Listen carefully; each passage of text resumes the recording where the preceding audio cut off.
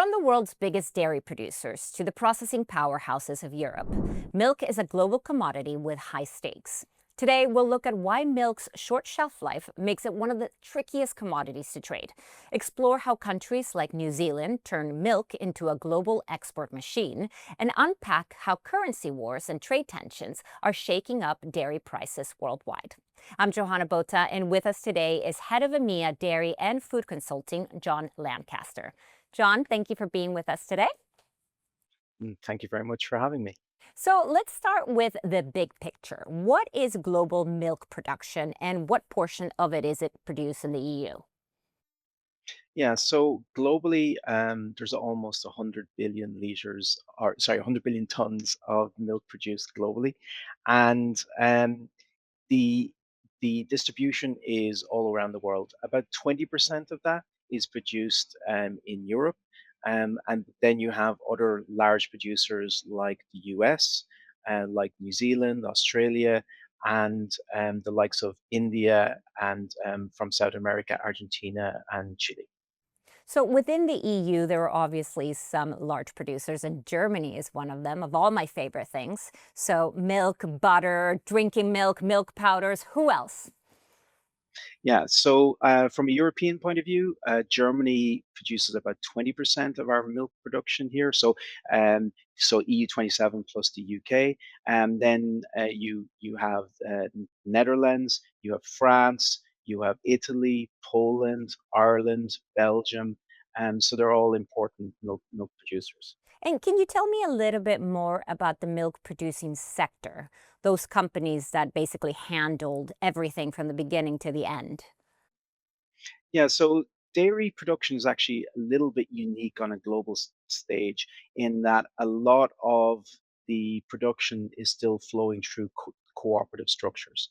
So some of the biggest dairy processors globally are agricultural cooperatives. So that means they're owned by their farmer members.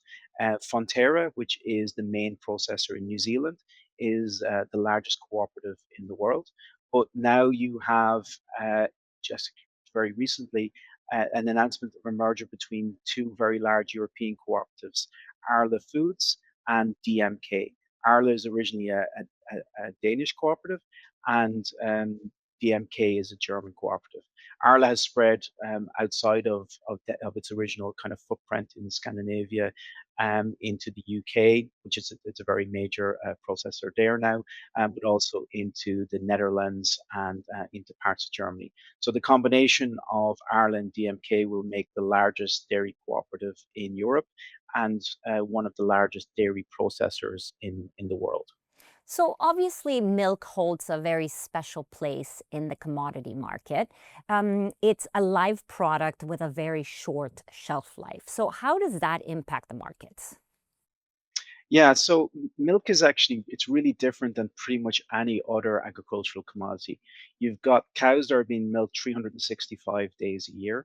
There is a level of seasonality to milk production. So for countries like New Zealand, there is about 8 or 9 times more milk produced in October than there would be in June. But in other countries like the UK and Germany, they have a much flatter supply curve. And it all depends on when the cows calve down and they're producing milk. So a country like New Zealand, the cows are calving down so that they're getting the maximum utilization of grass through their spring and summer period. And they're a major exporter of dairy products, which we'll touch on probably in a few minutes. But the likes of, say, Germany and the UK, where the internal domestic market is much more important, they need a flatter supply curve. So they have milk production that's happening all year round. There's still a spring flush, what we call spring flush. It's a spring peak, and a late autumn low point in the year. But that's much less extreme than you would see in again the likes of New Zealand. Because milk in itself is a very short shelf life product, so it needs to be turned into something pretty much straight away. So it either needs to go through a dairy plant and produce liquid milk, so bottled milk like you see on the shelves, and that's normally either through pasteurization or ultra high temperature pasteurization, depending on the shelf life requirement there. Um, but the majority of milk actually doesn't go into liquid milk. It's one of the most visible pieces in the supermarket, what we see every week. But in Europe, about 50% of the milk actually goes into cheese. And Europeans and high income countries in general are very high consumers of cheese. And That over the makes so longer much sense, by the way. Ever since I moved to the UK, that makes so much sense. Sorry, continue. yes, no, you're 100% right. We really love our cheese, and over the long term, drinking milk consumption, so that liquid milk has actually been on the decline, but cheese and butter consumption has been increasing, and they've been kind of counteracting each other. So on the cheese side, cheddar, for example, the UK has been the traditional cheese there, but mozzarella has made massive inroads in the last 20 years. Um, Either for both in food service and also being sold into retail. But kind of going back to the processing piece, that milk needs to be processed into something with a longer shelf life. So cheese, has a much longer shelf life than liquid milk. So depending on the type of cheese, that can be 1 or 2 months, or it could be 12, 14, 18 months for your extra mature cheddars. Now, And would then you you, would you say sorry. that this sort of year-long season, it's not even a season, but this year-long production helps keep prices stable then? It, it it's actually a really interesting dynamic compared to say something like wheat or corn or something like that. So a single weather event isn't going to have a dramatic impact straight away because A, you got it's spread over the world, and B, different parts of the production season. Um, but on the other side, dairy is also a product that's relatively inelastic. So anybody it used to be that they'd ask politicians what the price of milk was to see how in touch with the normal consumer they are. But the reality is, for most people, you're picking up your liter of milk or your pint of milk, putting it in the shopping basket, and not really paying that much attention to the price. The price being 20 pence higher or 20 cents higher or lower is not going to impact your buying decision. The same with cheese and yogurt and a lot of those other products. So we call that kind of reaction an inelasticity on pricing. But that has problems in both directions from a volatility point of view. If you get a small amount of extra supply, even a 1, 2, 3%, then in order to get consumers to absorb that, you need prices tend to drop, um, and sometimes pretty significantly. And vice versa, if you have a deficit of only 2 or 3%, that can have a pretty significant upward impact on prices. So it can be pretty volatile. Now, the prices tend to move. They don't tend to be shocks. They tend to be more trending price movements. So it has the superficial look of being, say, less volatile. But when you actually look at over the longer term period, in single days, you're not going to get like 5, 10, 15% moves, and like you might see sometimes in the likes of wheat. But over a period of weeks, months, you can get those very significant price moves happening. So we were talking about New Zealand earlier, and then you were saying about what happens when they go into other forms. So let's tap onto that. What are the major milk routes in the world? Because a place like New Zealand, who produces a lot of dairy, can't exactly ship that. It won't make it, right? Not in liquid form. So it's got to be done in solid form. Can you tell me about how that works? Yeah, so New Zealand actually produces roughly around the same milk production as the UK, but they've got a fraction of the population. So about 95 to 98% of their milk is actually exported outside of the country.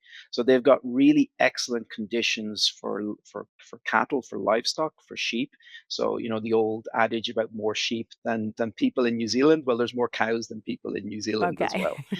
Um, so they produce a lot of milk. And New Zealand's a pretty remote place. You need to travel a long way to get pretty much anywhere. So the majority of their dairy products get turned into storable products. So the most common one is what's called whole milk powder, which is basically dried milk powder, full fat milk powder. And another dried product is called skim milk powder, which is basically like the skimmed milk that you buy in your supermarket, but dried down to a powder, so a low fat version of that whole milk powder. And those are the two biggest products or two biggest exports from New Zealand, along with butter and casein, caseinate whey, and those types of products. But those dried products have some really significant advantages from a global trading point of view. A, they have a long shelf life, up to 18 months or 2 years. B, they can be stored in ambient temperatures, so they don't need refrigeration and a cold chain attached to them. So they can be exported to regions, low, low income and lower and middle income countries that maybe that cold chain mightn't be in place for cheeses or for other products. And they can be stored there in country for a long period of time as well. Um, China is by far the biggest single importer of dairy products globally. So they're about an order of magnitude bigger than the next biggest importer, which would be Mexico on a milk equivalent basis. And their main imports have been historically on the powder side. So on whole milk powder being the biggest one, skim milk powder, and then the likes of butter and cheese being significantly lower down that list, along with the likes of whey powders and permeates for those more focused on pig feed. Okay, my last Um, question, because you did just bring up China. So let's talk about the trade war. Since the start of Trump's announcement, the dollar has dropped against the euro. So it started basically at near parity in the beginning of the year, and now the euro has strengthened against the dollar. What does this mean for the dairy market?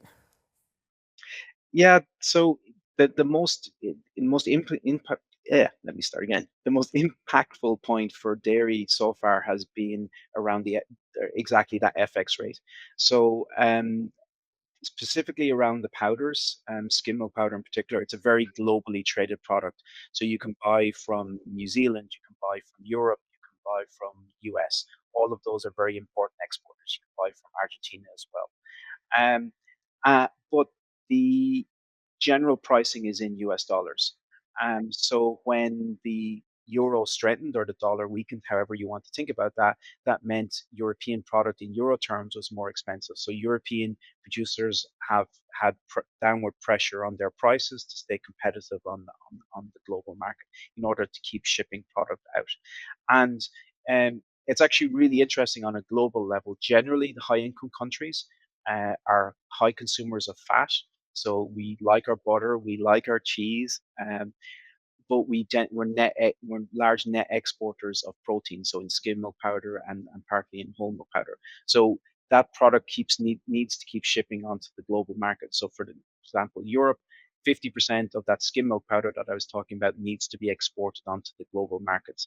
So it's not a situation where the producers can kind of sit out a movement in FX to try and hope for better pricing, a month or two down the line.